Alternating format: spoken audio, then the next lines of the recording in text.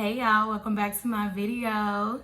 Have y'all been watching Family Empire Houston?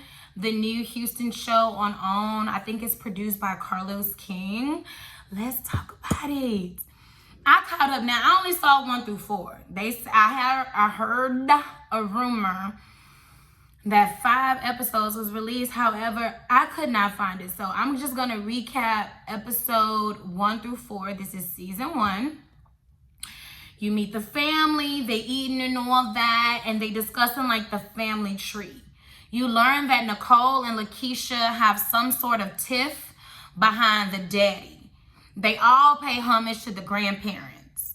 Grandpa recently passed away, and they want to acquire this land that their grandmother owns, but Granny wants to sell it to her and pay it off. Granny wants to sell it now. All right, and pay off her own children's home. So basically, y'all my grandkids, and I love y'all, but I'm gonna look out for my kids first. So the family is separated kind of like in a G1s and a G2. So the G1s are the grandparents' kids, okay? And then the G2s are the kids, okay? So I hope I didn't lose you or whatever. So I would be considered G2. But my mama is G1 and her mama is the grandmother, which is the matriarch of the family. So I hope I'm not losing y'all here. Keisha touched on the fact that she would like a better relationship with her sisters because her mom passed away and she wants to continue to lean on her family. So Keisha is half sisters with 2 other young ladies in the group. One of them is Nicole, and I forgot what the other sister name is. I'm going to get to it in a few later episodes, but you know, it's really some contention there due to the daddy. So basically, daddy was a rolling stone, honey, had 2 women, and it resulted into them women being pregnant around the same time, or him having an outside kid, because I don't know their ages. They're saying they're in the 40s or whatever, so I'm pretty sure it was around the same time. If not hood twins, y'all know exactly what I'm talking about. Nicole, I love your work ethic, but why does it seem like you're always problematic? Then to use that as a reason to walk away tells me that you wasn't ready to have that conversation because you're not ready to take accountability for whatever wrongdoing or part you played, meaning they was all at the table and was basically trying to tell Nicole, like, hey, you and Keisha should be closer. Y'all are sisters. Why are you not? Nicole felt confronted, so therefore she left without even having a conversation or some type of dialogue to resolve the issue. So I'm not gonna lie, when I saw that in that moment, it told me 2 things. It told me that Nicole probably been saying some shit behind Keisha back that Keisha is unaware of. All right. 2, I honestly feel as though something is going on in Nicole's marriage, and Keisha reminds her of that.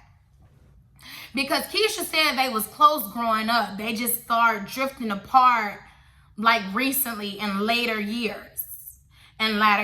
So the only reason I can deduce that, because it seemed like already that Nicole and her husband beat, like, baby, Chris don't want to beat her. I think that's his name. It's either Chris or Larry. I'm not sure, but I'm getting ahead of myself. Because, baby, ooh, let me just stick to my notes, y'all. Let me stick to my notes. Episode 2.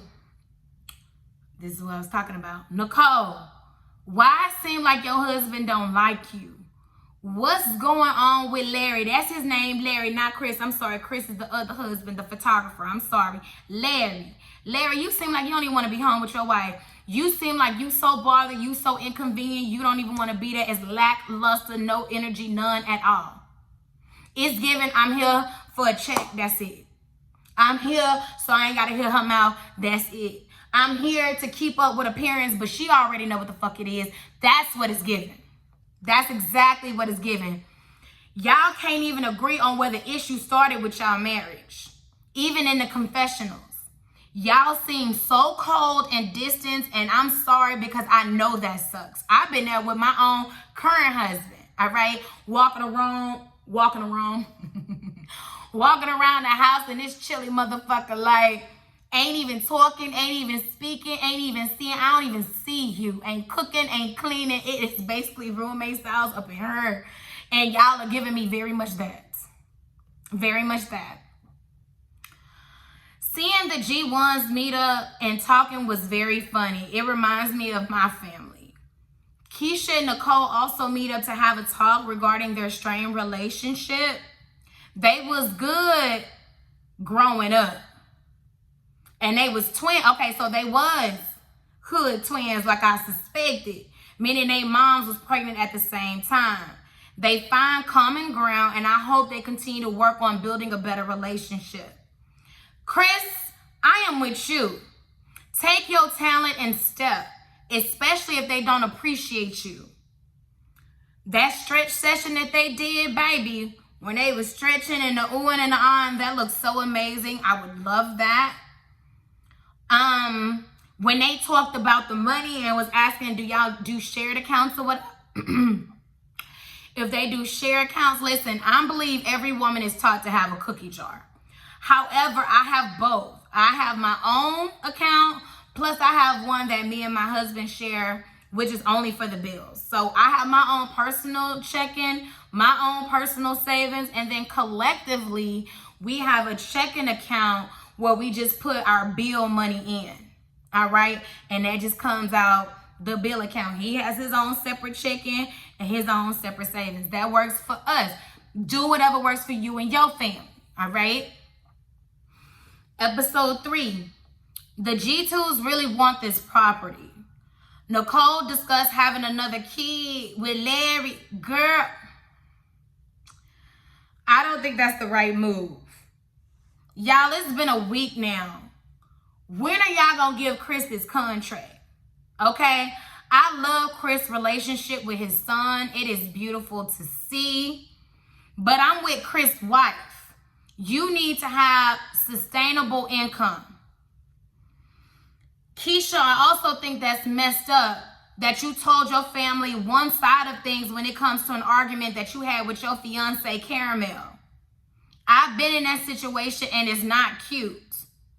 You only talk, you know what I'm saying? Like, you only talk to protect yourself, but you're not saying what the hell you've been doing. You only talk about my reaction, not what led up to it. You know, that's messed up.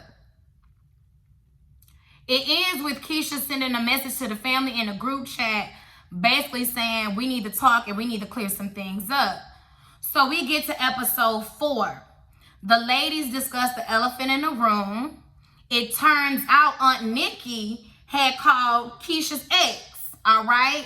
Because Keisha mama passed. So Aunt Nikki was like, oh, let me call her ex and see if she could reach out to Keisha and, you know, maybe have her lean on her for support or whatever. Nicole, did you just say if your husband cheated on you after his mom died, you wouldn't say nothing? See, that further tells me, Nicole, that Larry have cheated on you several times before and if not had a baby outside the relationship. Nicole, I strongly feel that you and Larry are separated. Y'all are separated. Y'all are not living in the same home. And even if he do come home, he there to sleep, eat, and shit. Maybe you gonna wash his clothes, maybe not, and he gonna go back on his way. It don't even look like he spent time with his daughter. It looked like he wouldn't even want to be bothered with his daughter. And you saying that, Nicole, really? Really? I don't give a fuck what my husband going through. You think I'm going to allow him to cheat on me and me not say nothing? Girl, what kind of unhealthy ass marriage do you have? Child. Keisha and her fiance storms off or whatever. Aunt Nikki busts out crying because she feel responsible. A mess. I'm with Jaquita. Chris needs to help find Jesus, y'all. I'm sorry. I'm just too excited right now. Chris needs to help plan his anniversary party. I respect how Nicole do business. However, she needs to be open to negotiating. Chris, step aside, but also be prepared for them to find someone of equal or greater value for the same pay. Jermisha is trying to talk to the other G1s about getting that property. Jaquita, girl, you got a lot going on with you, sis, and I know you young. Like, bruh, like, I wouldn't even want to train you, and I'm damn sure not inviting you out to go to another training session again. I mean, the trainer didn't even know what to say. You had this going on, that going on, this, oh, and that too, and oh my God, girl, I would have told you to go have a seat under the shade. Go have a seat under the shade and try to walk in place. I wouldn't have did that with you, girl. I wouldn't have did that with you. Keisha walking in with donuts. Girl, I can't. I know Monet was so embarrassed. She was so embarrassed. Quita, you complained the whole time. Just go for a nice brisk walk in your neighborhood. You live in Houston. You wait until the sun go in somewhere around 7:30, 8 o'clock, and just go for a nice brisk walk in your neighborhood, girl. Go to the stop sign and be. Go do a little loop-de-loop. Maybe walk for like 30 minutes. Just like a nice little brisk walk 30 minutes after dinner because, girl, god damn. You was like a gnat at a barbecue. Jesus. Girl. Nicole, congratulations on the house that you sold to the doctor. But the doctor was better off getting a penthouse in the River Oaks with a valet and a concierge for the same, if not less. And she would have been 20 minutes from the medical center. Doctor, it's just you, sis. Convenience should have been top priority, boo. It should have been top priority. Doctor, you could have went and got a badass flat staying on the top floor for maybe $800,000, the original amount that you wanted to pay, $800,000. You could have got that place, baby. You would have had a valet, a concierge. All you had to do was pull up. They're going to park your car. You would have had a designated parking spot. If anything got delivered, your concierge would have had it at you at the front desk before you even took the elevator up to your 10th floor with those amazing views. Even if you didn't want to go out for the rest of the day, your concierge would have had everything delivered to your door, bitch. To your door, doctor. You would have stayed right across the street from Whole Foods. It would have been a cleaners there. It would have been a nail shop there. Everything at your convenience, doctor. And you didn't even have to leave your front porch. You just have to walk across the parking lot if you want to. Or you can call your order in and have them take it to the front door and have the concierge bring it up. And you in your robe, sis. Doctor, you is working double shifts. 16, 18, sometimes 48-hour days. And you mean to tell me it was in your best interest to live somewhere an hour and a half from where your office is in traffic and pay $500K more than your original ticket price, sis? Plus another $100,000 for the furniture? Are you serious right now? When you could have went right over there in the River Oaks and got you a badass penthouse. Pool would have been on the 7th floor. A media room, a dog grooming area. I know because I looked it up. Because when I seen it, I was like, first of all, Nicole, and I get it, you want to sell, sis, you're doing good, you're doing your job, that's what she wanted, whatever. I would doubt the doctor. I'm doubting your mentality, doctor, because you could be book smart, but that don't mean you got common motherfucking sense. That don't mean you got that.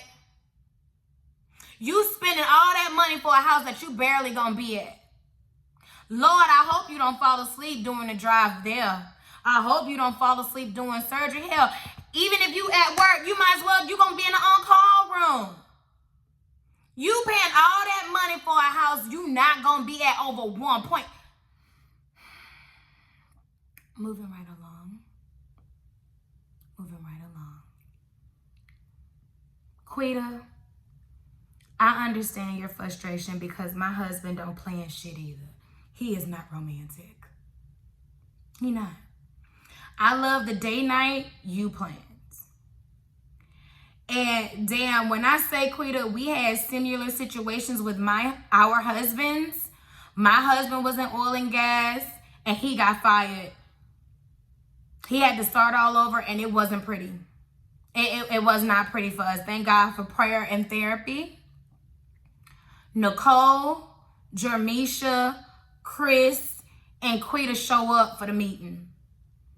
Chris denies the contract, but presents his own.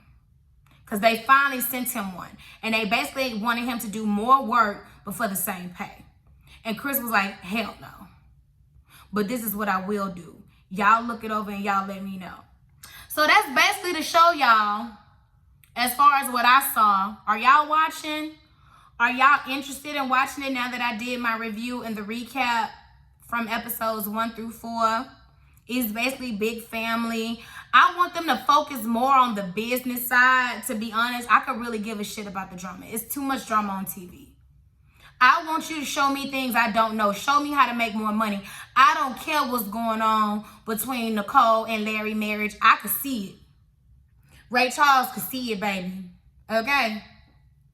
And it looked like this property is going to be the allegorical thread throughout this whole season. This property that they're trying to acquire that Granny don't want to sell to the G2s. She want to sell it for the G1s. I believe right now, if Granny was to sell that property, I think she's getting about $800,000. $800,000. But the G2s want to take that $800,000 in equity, invest it to properties, and profit over, what, $3-4 million, I want to say. So they basically want to take that money to make more money. I'm with the G2s. I'm with the G2s, but you got to talk that language. You got to talk that language. You need to let the G1s know, yeah, you can get a quick $150,000 right now. Or you can wait and get $550,000 later. What you want to do? What y'all want to do? Y'all let me know. Drop down in the comments. Let me know if y'all feeling this show or not. I don't know what I'm feeling right now. I guess we will see. In the meantime, please like, comment, and subscribe. Bye.